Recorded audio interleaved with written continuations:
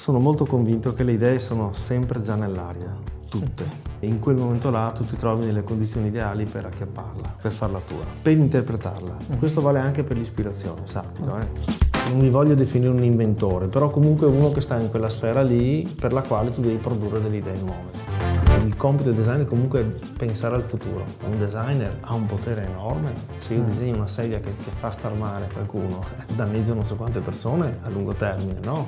Mi perdo in viaggi pazzeschi pur di andare a sapere il perché di una cosa. Ecco, quella è una cosa bella, che si chiama la curiosità, quella che scava in profondità, che è liquiidale fino a arrivi in fondo, poi a un certo punto sei tutto, sei quella cosa. Bentornati a Campus Cast, il podcast con forti accenti veneti e grande aspirazione internazionale. Ospite con noi oggi dal nostro studio presso British School Bassano del Grappa, Giampaolo Allocco. Ciao a tutti. Designer del prodotto, designer industriale, occasionalmente tassista di tanti figli. Ultimamente sì, taxi driver è secondo Come stai Giampaolo? Molto bene, molto bene. Grazie veramente per averci raggiunti oggi. È un po' di tempo che ti facevo la corte, con buona pace della tua signora, per riuscire ad averti qui con noi. Sì. Devo dire sono felice perché ho avuto occasione di conoscerti e incontrarti in altre occasioni, proprio tra l'altro presso il tuo studio, presso Delineo Design di Montebelluna, e quello che mi è stato trasmesso in quelle circostanze è un forte senso di creatività pratica. Giampaolo è un designer. Giampaolo è un designer da tanto tempo, da tanti anni, e può vantare sotto la sua cintura nera di design vari premi. Vuoi raccontare un po', prima di arrivare ai premi, perché quelli sono un po', neanche un apice, probabilmente soltanto dei passaggi di quella che è il riconoscimento di una professione che noi ci teniamo sempre a dire deriva da una passione personale. Ok. Da dove comincia il designer Giampaolo Allocco? Da dove comincia a dire guarda un po', con questa matita in mano riesco a mettere giù qualcosa che piace e allo stesso tempo funziona meglio di quello che c'era prima? Tu fai parte, come altri ospiti che abbiamo avuto in passato e ne avremo sicuramente in futuro anche, di quel grande contenitore, ma non solo, di design della calzatura sportiva e lo so essere un approccio parziale rispetto a quello che effettivamente tu e il tuo staff, la tua squadra, il tuo team ha portato avanti negli anni.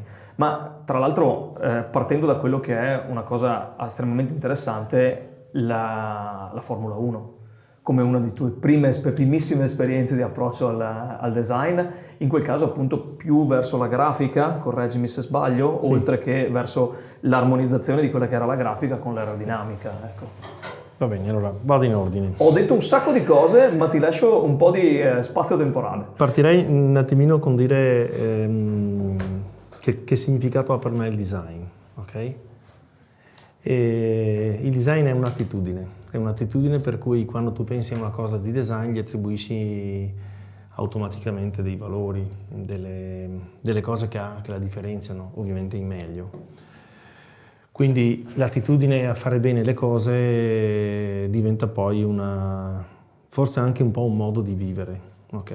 E ovviamente sia di design sempre, questo deriva forse anche, è stato rafforzato ecco, negli incontri che ho da molti anni con atleti di fama mondiale che hanno un'ossessione per il miglioramento, e attratto un po' da quest'idea di miglioramento alla fine è diventata un po' un mantra, ecco, per cui il design non è disegnare delle cose, non è tirare delle linee, non è pensare di per sé a un prodotto, ma è prima ancora un modo di vedere il mondo, ecco. E sicuramente una persona di design non ha l'idea di occupare un territorio, di assalire qualcuno, cioè, parliamo quindi di una visione completamente diversa dell'essere umano.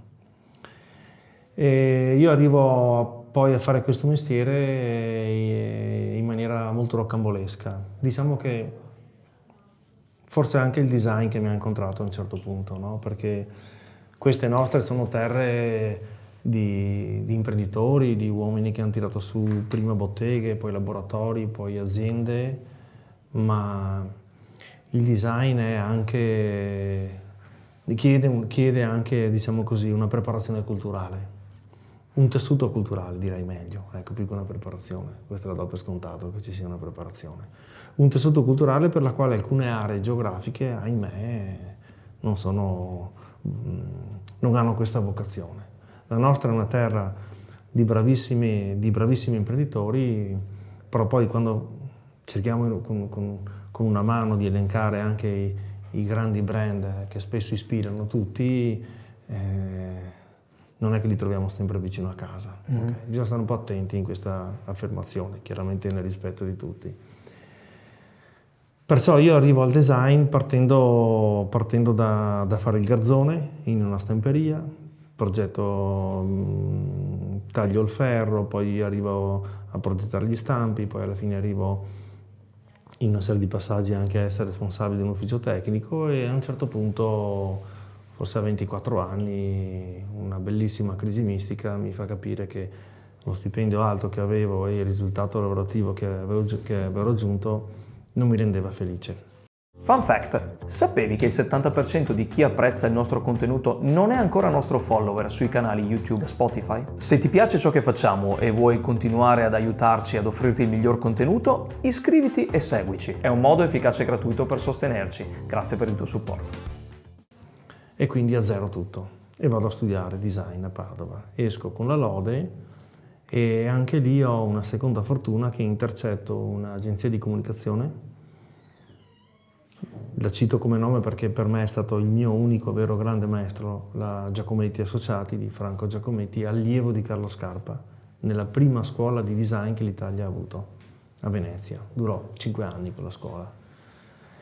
E quella scuola era una scuola che venne chiusa perché probabilmente a un certo punto stava scappando di mano, cioè di controllo. Era una scuola finanziata dagli industriali dell'epoca, però chiaramente con Carlo Scarpa era una scuola visionaria che formava i propri allievi in un'idea di esplorazione totale in cui non si dà nulla per scontato. E sono usciti dei nomi eccellenti, la storia poi lo scrive, tra cui anche questo caro buon Franco che ha avuto poi l'intuizione cioè io ho trovato lui per caso in un'intervista che lui fece in un giornale di Milano. Quello era un periodo in cui io in quel garage di casa ero un ragazzino felice che stava su fino alle 2 di notte, mentre di giorno facevo mestiere, di notte ne facevo un altro, che era quello di disegnare come freelance. E siccome non c'era il web, non c'era internet, non c'era niente, e i miei amici stavano a divertirsi al bar, io invece leggevo le riviste che mi facevo arrivare da Milano, che era la prima capitale del design in Italia. È ancora oggi la più grande, la più importante, sicuramente a livello internazionale restiamo unici nel suo genere. Però la storia passava di là e io ero di qua, okay? Sono mezzo torinese, per cui ero proprio dalla parte opposta. E quindi quando ho conosciuto quello studio lì mi sono fatto avanti e la fortuna, il destino ha voluto che dopo fatalità, dopo la tesina di laurea, venni chiamato addirittura come responsabile di quello studio. Lì giravano marchi internazionali, industrie gigantesche. Per cui, concludo, ho potuto apprendere l'esperienza di come gestire un'azienda, una multinazionale, dal management in su, con l'esperienza del garzone. Il ciclo era chiuso. La formazione scolastica mi ha dato poi quella convinzione di esprimermi dal punto di vista artistico, ecco, tutto lì. Perciò io arrivo a fare il designer, forse un po' per caso, ma quando arrivo preparatissimo. Sono arrivato preparatissimo. Sia d'esperienza sul campo che da background, chiamiamolo universitario, quindi di studi, di formazione vera e propria, perché come hai detto tu, lo dai per scontato che debba esserci una formazione alle spalle. Ecco. Assolutamente, in tutti i campi, ma per una semplice questione che non è il fatto di sapere, adesso nel vostro caso, una lingua in più piuttosto che una materia in più, è proprio una questione di apertura mentale e di visione sul mondo. Se io continuo a rimanere dentro chiuso nel recinto, quello vedo. Mi piace molto l'approccio che tu hai dato, perché tu hai detto a 24 anni ho avuto, chiamala illuminazione, chiamala sliding door. No, una bellissima crisi mistica. Una crisi mistica, 3 anni nella mia benissimo. vita. Questa, guarda, deve essere, è una cosa che mi prende tantissimo, perché noi parliamo di professioni, di professioni che derivano da passioni. Parliamo di eccellenze nei risultati, appunto perché si è dato finalmente sfogo a questa crisi che magari stava bollendo dentro di noi e che magari qualcuno la recepisce già a 14, 15, 16 anni e ancora non riesce a darci un nome a questo diciamo così, sta boie dentro. Sì, a volte scopri, soprattutto nelle biografie di qualcuno che è arrivato molto in alto, scopri che magari, mi viene in mente, non so, Schumacher che già ha 12 anni, o Sinner, o Agassi, ecco, che addirittura aveva un genitore padre padrone che gli faceva fare solo quello. Scopri quindi, diciamo così, che qualcuno in qualche maniera era un predestinato, ma perché ha avuto qualcuno che in qualche maniera ha obbligato a... Ecco. E a volte, come è giusto che sia, perché siamo tutti esseri umani, devi avere la capacità di estrarre questa... Sai, la domanda più difficile che potrebbe porsi un uomo, okay? Questo non lo dico io, lo dice Battiato, con cui ho avuto modo di fare qualcosina assieme, di starci anche assieme di giorno, di notte, eccetera. È una domanda semplicissima: io chi sono? Ecco, e io credo che la maggior parte delle persone a questa domanda non sa dare una risposta, capito? Quelli che ci sono riusciti, non sto parlando di risposte mistiche, filosofiche, sto parlando anche semplicemente di capire chi si è e che cosa si può fare. La risposta più bella che uno può darsi è un'ulteriore risposta, che è qual è il mio ruolo in questo mondo, capito? E allora tutto quello che noi facciamo, tutto quello che in qualche maniera incontriamo nella vita quotidiana, dalle professioni, come dicevi te, però rimangono per me sempre un po' delle cose, tra virgolette, di superficie, non so se mi spiego. Adesso non vorrei intraprendere un percorso troppo mistico, però dovremmo capirci un po' di più come esseri umani, hai capito? Per cercare poi di esprimerci al meglio. Farci di più quella domanda, appunto, chi sono io? Indubbiamente. Dopo ne deriva il chi voglio diventare.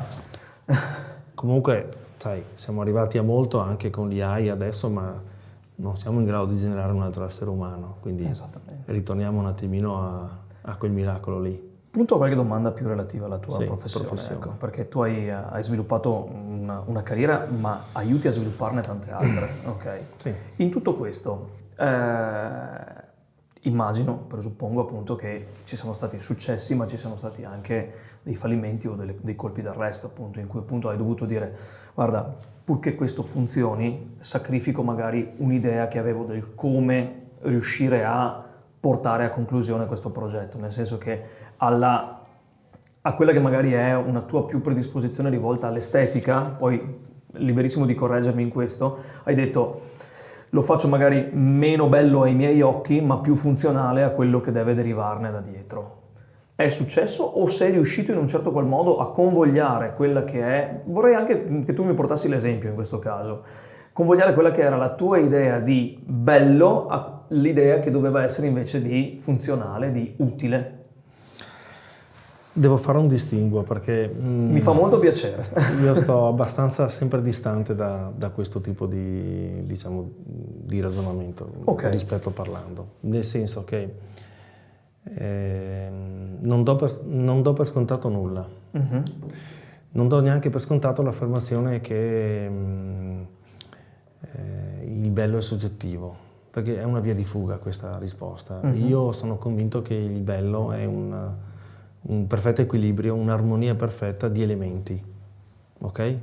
Perché ci fermiamo a dire che è bello un tramonto, che è bello non so, perché in quel momento là c'è una situazione di perfetto equilibrio tra te e quello che stai vedendo o quello che stai vivendo, ok?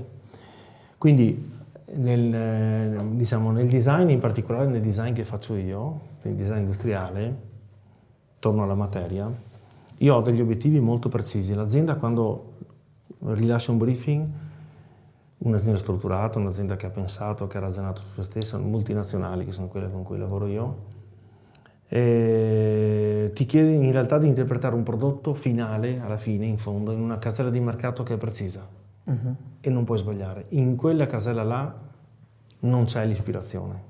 Ok. L'ispirazione è quando tu crei dal niente questa cosa qua.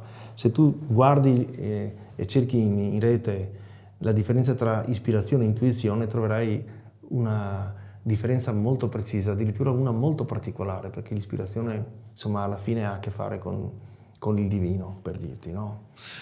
E l'intuizione invece è una cosa altrettanto creativa, però di fatto è un dribbling su dei paletti che l'azienda ti pone o che te ti poni. Quindi io non è che disegno una cosa perché deve piacere a me, deve piacere al mercato, è una cosa molto diversa, capito? Quindi il motivo per cui noi oggi abbiamo più di 60 premi internazionali, il premio è una pacca sulle spalle, ti sta dicendo bene, hai fatto un buon lavoro, prosegui. Ecco. È una spinta verso sì, il prossimo, sì, no? sì. Sì. Infatti per quello dicevo all'inizio, ne hai vinti tanti, chissà quanti altri ne vincerai, ma non sono un arrivo, sono uno step. È uno step, è anche uno step che dimentichi il giorno dopo, perché non è che ti concede delle grandi possibilità. Sicuramente è uno strumento utile nella narrazione, promozione, chiamala come vuoi.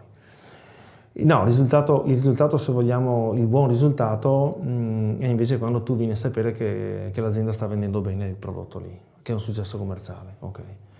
Poi anche lì c'è un distinguo, perché il successo è quando va oltre diciamo, le previsioni, quello è un successo. Okay? Quando invece raggiungi le previsioni abbiamo fatto tutti il nostro dovere, sia prima che durante che dopo. Durante sono io, il design, prima chi ha chiesto di occupare quello spazio di mercato, il dopo è chi quell'idea l'ha portata a termine, che sono i tecnici, gli ingegneri e tutti quelli che si occupano di sviluppo, capito? Quindi di per sé non c'è una macchina più bella dell'altra. Nella casella di mercato dove tu, come dire, ti orienti, perché in testa hai un tuo modo di vivere, di usare l'auto, un budget, un portafoglio che ti dice posso arrivare fin là, troverai che tutte le case automobilistiche ti vendono quell'auto là. E quindi come fai a distinguere? Entra in gioco sicuramente fino a qualche tempo fa il brand, no? Che è una promessa il brand, per cui te affidi al brand tutta una serie di cose che lui nel tempo ti ha divulgato e per la quale tu ti fidi della promessa che quel brand ti fa. No? Io uso Apple perché so che Apple funziona in tutta una serie di cose che a me servono e magari sposo anche la filosofia di Apple. Okay? E uno può dirmi io invece mi sto sulle auto, insomma faccio l'esempio più banale. Perciò capisci che un prodotto ha 1000 variabili per la quale può essere interpretato, disegnato, stilisticamente avere colori diversi, forme diverse, eccetera. Però quando quei prodotti lì o quel prodotto lì se la gioca nella stessa casella di mercato, tu devi fare una cosa che sta bene a colui che te l'ha commissionata, a quel marchio lì. E per un altro marchio sarà un altro progetto completamente diverso nella stessa casella di mercato. Perciò è una creatività, la tua, che deve esserci, ma che si adatta a quello che è la casella di target. Sì, io non voglio dire che è minore o superiore al progetto ispirazionale, sia ben chiaro, perché l'arte è la più divina delle cioè chi lavora nel mondo dell'arte che è ispirazionale ha una bella rogna, voglio dire, insomma, sì. Per chi ci riesce poi a farlo. Ma sono i paletti che generano anche arte. Però i paletti... Dante diceva, un sonetto è un sonetto. Sì, c'è una metrica a cui devo obbedire, ma è quello che mi stimola la creatività per riuscire a far rientrare in quel sonetto quello che io voglio dire con le regole del sonetto.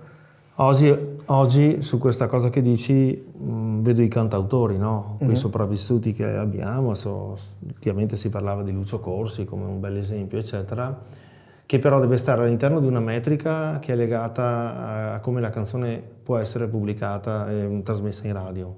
Per cui quella metrica lì ti costringe in qualche maniera a sacrificarti. Sono dei paletti, no? Sì. Però al tempo stesso all'interno di quei paletti là tu puoi esprimerti. Quindi se noi oggi, magari noi che siamo più vecchietti, diciamo sì, però De Gregori, Guccini, Vasco, eppure poi d'altra parte abbiamo un Corsi che esce, ma abbiamo anche un Vasco Rossi che rompe gli schemi però sta all'interno, o un Giovanotti, quindi diciamo così, gli spazi per poter dire la tua nel momento in cui sei uno che genera qualcosa Ecco, questo è importante anche. Il design, scusa se te la devo dire, però la cosa bella che fa, che lo dicevo anche ieri all'università, c'era l'apertura dell'anno scolastico ieri, no? Dell'anno accademico nuovo. E, abbiamo e dobbiamo assolutamente ragionare su questi termini qui, perché noi accendiamo la televisione in questo ultimo periodo e non è confortante vedere quello che sta accadendo, e sono esseri umani. E allora dobbiamo, come adulti, anche come designer, il compito del designer è comunque pensare al futuro. Anzi, un po' per prendere in giro gli studenti, io dico, ma pensate che figata che noi viviamo nel futuro prossimo, perché noi sappiamo cosa uscirà da qui a 3 anni. È chiaro che da lì a lì, cioè su certi argomenti, però insomma la fortuna rispetto a tanti altri amici è che noi sappiamo cosa accadrà da lì a 3 anni. Questa cosa qua non la darei per scontata, ma altrettanto ci crea una responsabilità per cui dobbiamo assolutamente crescere una coscienza morale. Dove portiamo la gente che viene con noi, le aziende stesse? Di là o di là? Perché ben sì le regole di mercato, però un designer ha un potere enorme. Se io disegno una sedia che fa star male qualcuno, danneggia non so quante persone a lungo termine, no? Bene, quindi non c'è solo esercizio stilistico, non c'è solo esercizio funzionale, non c'è solo esercizio commerciale, c'è anche darsi un po' un motivo per la quale tu decidi di produrre qualcosa che in qualche maniera può elevare l'asticella in tutte le regole che poi sono necessarie perché quel prodotto abbia un senso di esistere. E oggi il grande tema, quando si parla anche di sostenibilità, non è solo legato ai materiali, piuttosto che è proprio capire se ha senso o meno produrre qualcosa.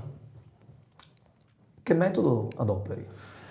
Perché quello che mi veniva da chiederti appunto, ok, sì, abbiamo un'idea di effettivamente, e ce l'hai impostata in modo estremamente lineare e corretto, come inquadrare o essere inquadrati in ciò che è l'obiettivo del design e scatenare quella che è la creatività all'interno di determinati canoni, di determinati paletti e quello che appunto è il tuo outcome, che deve essere qualcosa di vendibile, funzionale e appunto hai detto anche tu, prendendo una responsabilità su quello che è il risultato in questo caso. La valenza morale appunto l'hai già enunciata, ma la metodologia di approccio della pratica può essere che ci sia, può anche essere che magari tu abbia impostato qualcosa che sia soltanto il metodo Allocco o il metodo Delineo Design, perché magari confrontandoti con quelli che sono i tuoi collaboratori tu abbia detto, ecco, lo standard, se mai ci fosse il canone di sviluppo di un design, non funziona più. Inventiamoci o troviamo il modo di dire, il metodo appunto per dire questo è più efficace nella fase di sviluppo di un design. Beh, credo che un metodo può avere, diciamo così, può nascere subito da una capacità di intuire subito il modo migliore, oppure può nascere da più avanti, no? Può migliorarsi più avanti, quindi strutturandolo dopo per esperienza. Okay? Io credo che il progetto di per sé ha una fase abbastanza lineare che tutti seguono, quindi c'è un'ideazione, c'è uno sviluppo e via. E forse, perché se io penso all'architettura, non credo che lo studio di Renzo Piano sia così poi diverso da altri studi. Del resto il risultato finale è sempre un building in cui vivono delle persone. C'è sicuramente un approccio culturale che può essere diverso, per la quale si sta più attenti a determinati valori.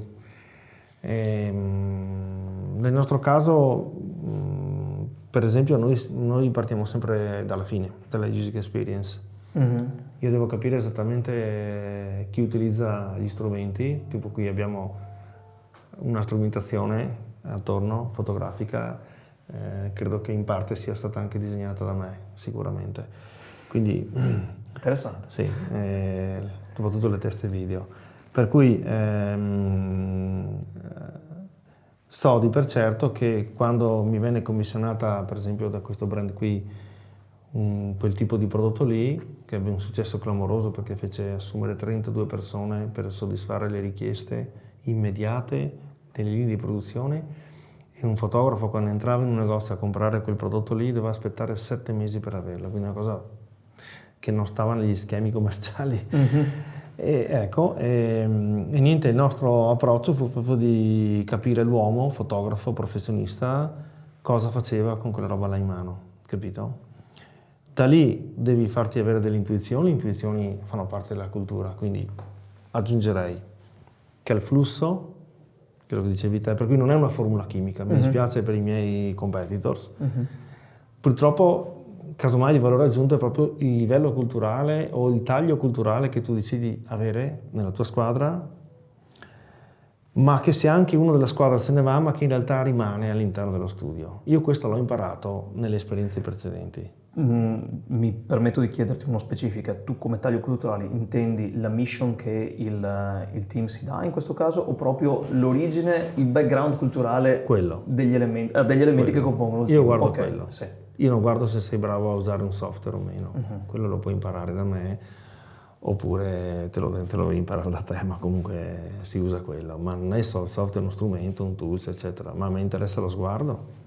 Quindi se tu hai uno sguardo che è basso, evidentemente non puoi essere aperto o aperta a metterti in discussione di fronte a delle risposte che cerchi, di lavoro si intende, chiaro, no? Quindi questo per me è fondamentale, insomma, molto fondamentale, fondamentalissimo. Da lì il motivo per cui dico che è necessario studiare è perché io ho bisogno di sguardi, preferisco confrontarmi con persone molto intelligenti, meglio se sono più intelligenti di me.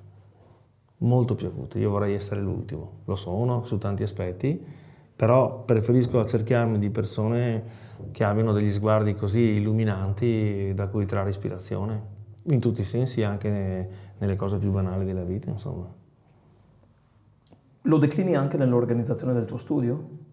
In che senso? Nel senso, il metodo con cui appunto ti approcci, mi hai detto appunto che il tuo team viene organizzato in questo modo culturale. Ma di suo ho avuto modo di visitarlo e il tuo studio ha un'organicità di fondo contestualizzata a quello che è l'ambiente in cui si trova, ma anche ciò che ne esce. Beh sì, un feng shui però alla occidentale in questo caso.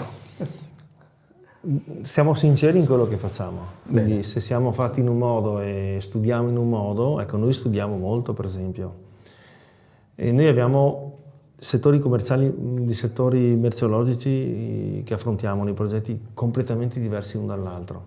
La battuta che faccio quasi sempre quando mi viene chiesto un progetto un po' particolare, comunque un progetto nuovo, è di dichiararmi l'ultimo.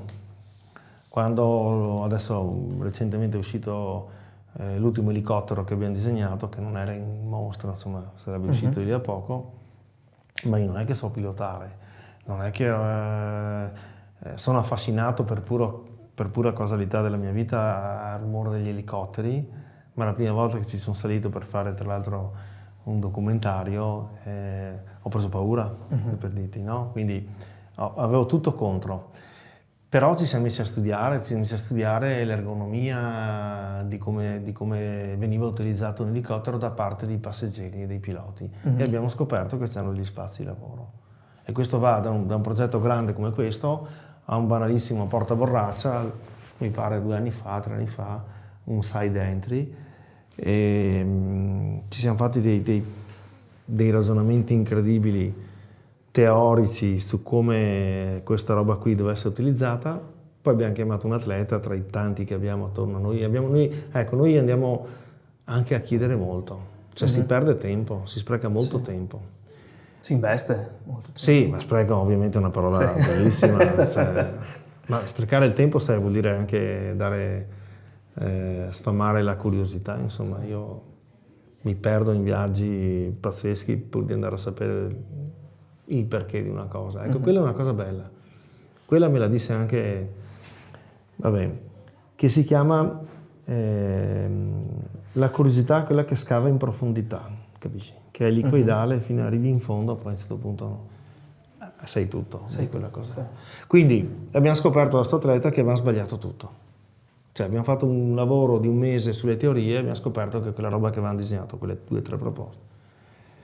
E alla fine lui ci ha detto, stampatelo in 3D, vi porto le bici e scopriremo. E siamo andati avanti e indietro con le biciclette e abbiamo scoperto che effettivamente c'era qualcosa che non andava. In quei test lì ci è venuta l'idea, l'intuizione che poi è stata brevettata. Okay? Cioè, quindi in un portaborraccia che è niente in tutto, perché non è né la bicicletta né la borraccia, il portaborraccia è un imbrago, siamo riusciti a trovare un'idea che nessuno prima ci aveva pensato. Quella dell'inserimento laterale. No, l'inserimento laterale è una funzione, side entry è una funzione che hanno, un'altra roba ancora. Ok. Metteremo comunque dei link a tutti i riferimenti, tutte le citazioni che Giampaolo appunto fa per quanto riguarda sia i prodotti che ha sviluppato che appunto delle idee che sono ovviamente di pubblico dominio in questo caso. Sono tutti nel sito. Sono tutte nel sito, quindi troverete nella sinossi di questo episodio il riferimento al sito di Delineo Design e alle varie esperienze che appunto ha enunciato. Una cosa mi entusiasma il fatto che tu abbia già citato il perché. Se tu dovessi dire a un prodotto creato da te perché sei qui, che risposta ti aspetteresti? Brutta roba sarebbe se effettivamente ti rispondesse, perché quello darebbe veramente un'umanità a un qualcosa che tu magari tratti come una creatura, dato che in ogni caso l'hai generata tu. Ti do una risposta onesta. Vai, dimmi. Sono molto convinto che le idee sono sempre già nell'aria, tutte. E semplicemente in quel momento là tu ti trovi nelle condizioni ideali per acchiapparla, per farla tua, per interpretarla. Questo vale anche per l'ispirazione, sappilo. È molto michelangiolesca come approccio, ma perché nel blocco di marmo c'è già la statua dentro, no? E nell'aria c'è già l'idea. No, ma è molto semplice, può capitare anche alle persone normali di parlare di argomenti che in qualche maniera ti attraversano la vita, perché uno te ne ha parlato il giorno prima, l'hai sognato di non lo so.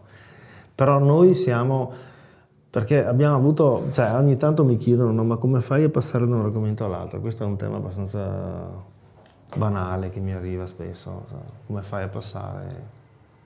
La risposta è semplice. È come se chiedessi a Michael Bolt, ma come fai a correre i 100 metri? E la risposta ti dice, ma corri anche te? No? Cioè, voglio dire. Quindi ognuno di noi poi si trova per esperienze di vita lavorative a specializzarsi in qualcosa, no? Voi per l'inglese piuttosto che... Quindi io, diciamo così, ho a un certo punto deciso che la mia vita doveva essere, doveva ruotare attorno alla curiosità di trovare idee, di essere una specie di, non mi voglio definire un inventore, però comunque uno che sta in quella sfera lì per la quale tu devi produrre delle idee nuove. Ma potrebbe valere anche per un poeta che deve scrivere dei versi, insomma. Quindi se poi ti specializzi, diventi bravo, ma ci entri totalmente, capito? Ecco, questo è un po' anche si rilaccia al discorso di prima, insomma. Naturalmente per l'età che ho comincio ad avere delle convinzioni. Una delle convinzioni sicuramente è anche questa, perché ognuno di noi, perché voglia, desideri, abbia il piacere di arrivare a livelli più alti, intendo dire migliori di se stesso, io parlo sempre di, non cerco il confronto con gli altri. Se tu mi chiedi di miei competitors, magari tu li conosci, magari ci lavori anche, ma io non so neanche dirti che diavolo stanno facendo, ma proprio non mi alzo la mattina pensando a loro e non vado a dormire pensando a loro, ok? Beh, questo te lo posso proprio scrivere su carta bollata. A un certo punto può succedere che tu abbia una richiesta di un certo tipo di prodotto, nel mio caso, o di servizio, perfetto, e tu sei allenato a scavare e a cercare dove gli altri invece si fermano molto prima. Ecco, questa è la predisposizione, che è una predisposizione. Quindi la predisposizione di uno che fa i 100 metri di velocità è di saper correre veloce, ma per saper correre veloce si è allenato per fare quella cosa là. Quindi noi siamo costantemente in allenamento, costantemente, su tutti i fronti, nell'essere sempre in quella fase astratta di una cosa che ancora non c'è, di una cosa che ancora, capito? Che non è proprio un star bene, te lo dico, sicuramente non è una comfort zone. È un continuo mettersi in discussione, quindi peggio, non è confortevole farsi domande costantemente. No. Farsi domande sulle domande anche molto spesso. Anzi, ti dico questa cosa qua, perché se mi viene in mente ora, secondo me, forse non ci avevo mai pensato. Probabilmente quando arriva l'idea, cavolo, dici, comfort zone, temporanea.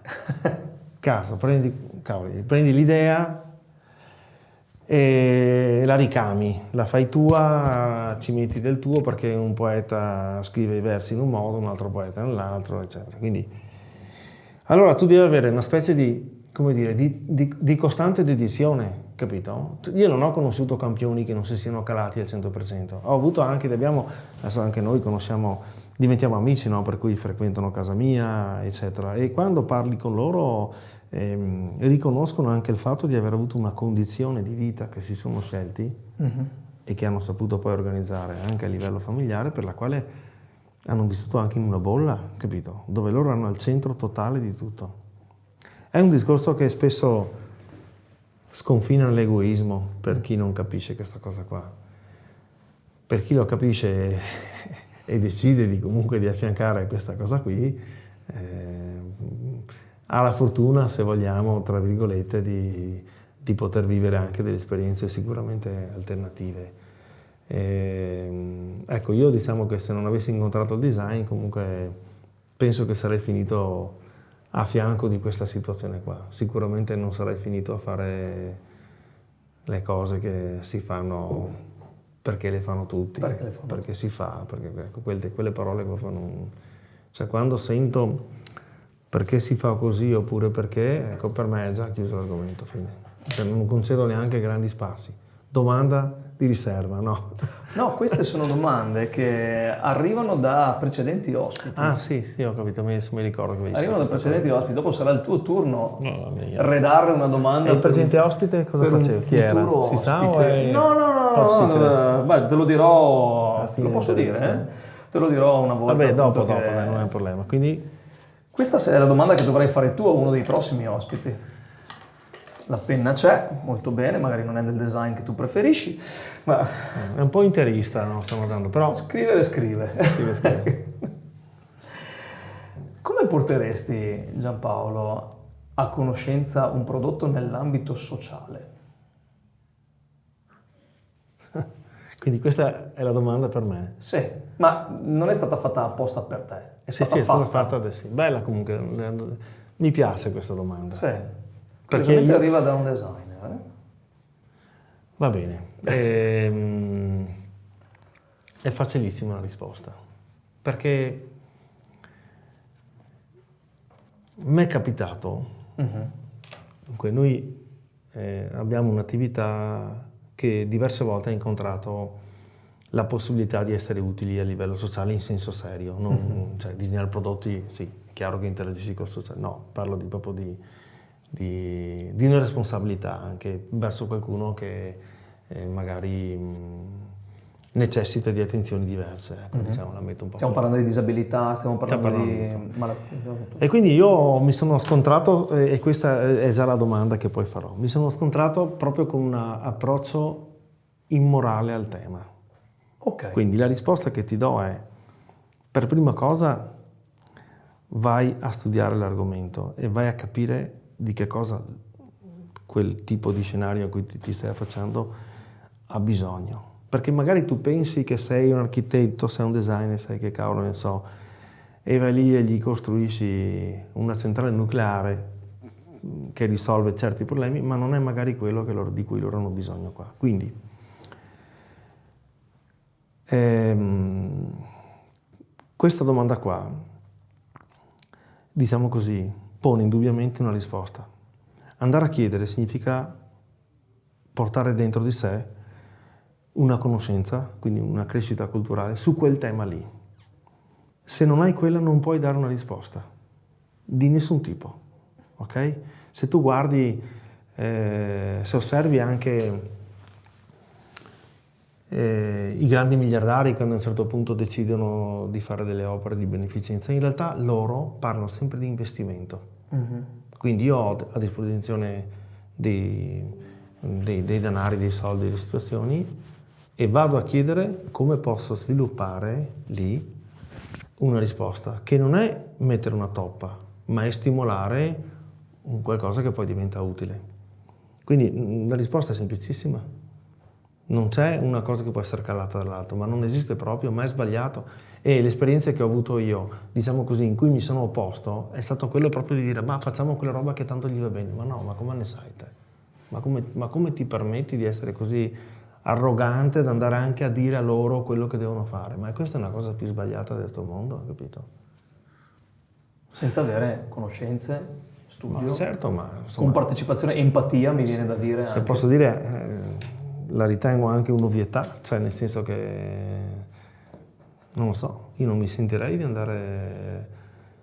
Ho conosciuto la disabilità a diversi livelli e ho lavorato con la disabilità e la prima cosa che devi fare è metterti nelle condizioni di essere prima di tutto uguale a loro. Io per esempio ho avuto un'esperienza particolare, semplice, insomma, nulla di eroico, però per un mese sono stato in carrozzina, interventi, cose varie, mi sono distrutto un po' tutto perché sono amante degli sport e non li faccio bene, insomma. E quando tu cominci a stare in carrozzina e sei seduto rispetto all'altezza normale, 70 cm, il mondo è completamente diverso. E tu ti rendi conto. Quindi io mi ricordo un catalogo a un certo punto per un'azienda di carrozzine per disabili, di carrozzine proattive, che chiamai in copertina perché poi è talmente entrato nella parte che a un certo punto era diventata quasi il momento più bello dell'anno fare quel catalogo lì ogni anno, e la chiamai in copertina a Live Performance. E dicevo poi nell'editoriale, perché facevo anche questo, e gli dissi a loro, ma voi siete degli eroi tutti i giorni, perché per entrare in un bagno con una carrozzina, ma tu fallo dove hai spazi stretti, dove non hai i punti di appoggio. Ma hai mai visto uno come si sposta una carrozzina a una tazza? Hai mai guardato? Ecco. Oppure prendi uno delle persone qualsiasi che abbiamo qua in fianco a noi, mettilo su una carrozzina e poi mettilo davanti a un marciapiede, guarda come affronta il marciapiede. E sbaglia, cioè, capito? Non sto parlando di salire l'Everest, sto parlando di cose banalissime. Quindi gli dissi, allora nel momento in cui voi siete già degli eroi per riuscire a fare una vita come noi, forse è giusto che in quel catalogo li trasformai in supereroi. Quindi, per esempio, mi ricordo quell'anno lì trovai un istruttore di volo e con un fotografo inglese siamo andati ad Assisi a lanciare persone in carrozzina, che è una roba che non sta né in cielo né in terra, perché se uno si lancia con un istruttore, ma non ha bisogno della carrozzina. E siamo partiti da 2000 metri e siamo stati 2 giorni a far volare queste persone. Loro erano felici, il fotografo si è dovuto abituare, io non sono salito perché avevo paura, però ecco, di quei 2 giorni abbiamo tirato fuori 2 scatti. Okay. 2 giorni su e giù con le jeep. E questo era per dimostrare che se l'uomo nei suoi sogni eroici da sempre era quello di imparare a volare o di volare, facendo anche situazioni come quelle che dicevi te, insomma, da inventori veri del Rinascimento, ecco che abbiamo trasportato un po' quest'idea, ovviamente in maniera metaforica, ma per rafforzare un po' un concetto che anche le cose che noi facciamo banalmente sono delle imprese. Uno in carrozzina, per esempio, ha bisogno di andare al bagno frequentissimamente, per cui l'ultimo catalogo, per dirti, siamo andati a Berlino, siamo andati a girato un po' ovunque, l'ultimo catalogo l'abbiamo fatto a Venezia, che è la città sicuramente... Con più barriere architettoniche, certo, in assoluto. certo. E per dirti un aneddoto, ieri ero lì a Venezia, la preoccupazione di loro disabili era il livello dell'alta marea. Tu pensi a questo quando vai a Venezia? Ma no, bene. Non più perlomeno. E tu dici per quale motivo? Perché siccome le stazioni dei traghetti flottano su e giù, capito? L'altezza della marea decide se hai la rampa o se hai il gradino, e se non hai uno o l'altro devi capire se ci riesci o meno a salire, cioè per dirti, ma tu pensi a quelle cose là? No. Sono domande che da 70 centimetri più in alto non mi faccio. Non ti fai, hai capito? Poi Venezia diventa meravigliosa per 4 mesi dopo la maratona, perché tutti i ponti sono attraversabili, delle rampe, eccetera. Per il resto vengono tolte. Quindi insomma il tema è molto ampio, perciò quando decidi di operare nel sociale, la prima cosa, ma ce lo insegnano gli operatori del sociale, che sono un mondo parallelo al nostro, per la quale finché tu non ti trovi, ahimè, con una situazione familiare per la quale hai bisogno di farti quelle domande. Di queste figure, e scopri che c'è un figure, mondo, dal volontariato agli operatori sociali, eccetera, che è un mondo magari nascosto rispetto a quello che siamo abituati a vedere. Ecco, tutto là. Quindi la domanda che io posso fare al mio prossimo... Sì. Terremo in segreto per il prossimo. Perché te la lascio scrivere, ok? Mentre io saluto chi ci supporta da un punto di vista tecnico, Kawabanga Productions e Alchimie Venete, oltre alla nostra Paola che vi terrà aggiornati in tempo quasi reale sui nostri social media. Avete una storia da raccontare? Avete una professione grazie alla quale avete sviluppato le vostre passioni? Scriveteci, chiamateci, lasciateci un commento. Sarà il nostro gran piacere avervi ospiti a Campus Cast, il podcast con forti accenti veneti e grosse propensioni internazionali di British School Bassano.